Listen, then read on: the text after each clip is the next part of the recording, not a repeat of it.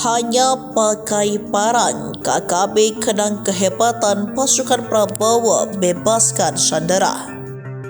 Beredar video tantangan terbuka dari Egyanus Kogoya untuk Indonesia maupun negara-negara asing. Sebagai informasi, Egyanus merupakan pimpinan dari kelompok kriminal bersenjata yang berada di Papua. Terbaru oleh Satuan TNI nama KKB diubah menjadi OPM. Pada video yang beredar belum lama ini, Egyanus mengajukan syarat jika Indonesia ingin membebaskan pilot Susi Air, Philips Mark Martins. Mengutip tribunpapua.com, Philips sudah dibawa rombongan KKB atau OPM ke medan perang. Egyanus mengklaim pasukan di tahun 2024 ini sering dijatuhkan bom dari Indonesia. Sebab itu, Egyanus dan pasukannya selalu berpindah-pindah sembari terus membawa Philips. Ia meminta Indonesia untuk tidak lagi menyerang melalui udara tetapi hanya lewat darat. Ia lantas mengungkit peristiwa 13 sandera yang pernah mereka tahan di Mapenduma.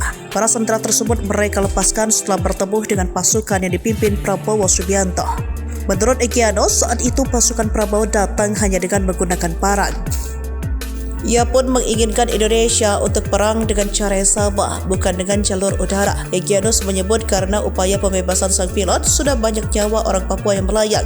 Ia menyalahkan sikap Indonesia yang melakukan serangan lewat udara.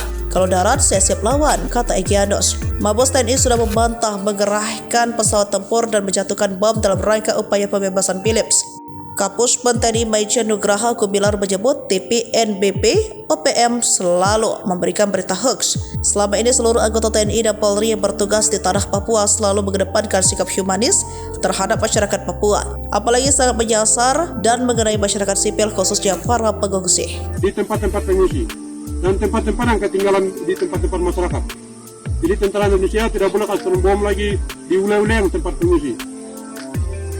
Tempat perang adalah Jalan Trans Wamena,